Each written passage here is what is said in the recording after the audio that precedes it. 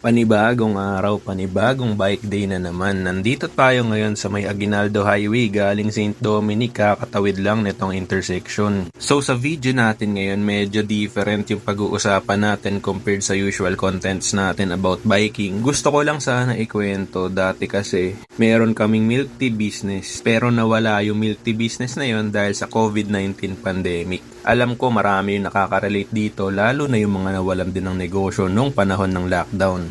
Bago ang lahat, shoutout muna natin si Matthew Cabigas, Humphrey Soliman Jr., Bonato Mejarito, Angeline PB, Dominic Ramirez, Patrick Balbona, Bitangcor JR, Emilio Bagares, Renato Dulay, at ang Alvarez family of Cavite. So ayun, balikan muna natin kung paano nagsimula yung lahat. Nagsimula kami ng aming milk tea business around 2019. Nag-franchise kami ng King and Queen Tea. Tapos doon kami nakapwesto sa pinakamataas na floor sa Robinson's Imus. Nung umpisa, naging maganda naman yung takbo ng negosyo. Nagkaroon din kami ng mga solid na customers. Pero katulad ng ibang negosyo, may araw na malakas, may araw din na matumal. To be transparent, sa bawat cup ng milk tea, siguro around 60 to 70% yung magiging profit mo. So kunwari 100 pesos yung cup mo ng isang milk tea, 30 to 40 pesos lang doon yung puhunan mo. Yung matitirang 60 to 70 pesos, yun na yung pinakatubo mo. Ganon kalakas yung kitaan sa milk tea.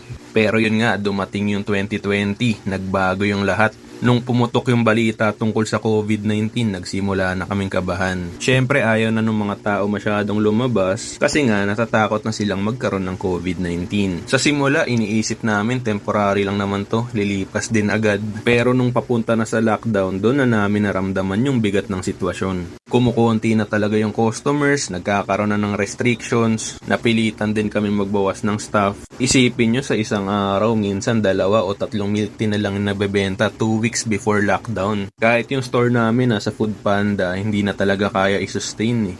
Iba pa rin talaga yung may foot traffic ka sa shop. So medyo nakakalungkot, dumating yung point na kailangan namin magdesisyon. Syempre unang negosyo namin yun sa mall, pero kailangan na namin siyang isara. Nakakapanghinayang kasi yung negosyong pinaghirapan mo bigla na lang mawawala. Parang sa isang iglap yung mga pinagpaplanuhan nyo, yung mga effort nyo napupunta na rin sa wala. Pero ganun talaga negosyo yan, high risk, high reward. So natutunan na lang din namin tanggapin na may mga bagay na wala talaga kaming control. Tiningnan na lang namin yung mga positive sa situation namin. Kahit papano, safe kami at healthy. May full-time pa rin kaming trabaho ni Mrs. Nakakapag-work from home kami nun. And sigurado ako marami sa atin mas malala pa yung pinagdaanan at hindi namin to makakalimutan. Para sa mga katulad namin na nawalan din ng negosyo dahil sa pandemic dati, gusto kong sabihin na hindi kayo nag-iisa. Maraming naging lessons doon at mas tumibay tayo dahil dito. Pero sana talaga wag na maulit yun. Salamat sa pakikinig. Ingat tayong lahat at kita-kits sa daan.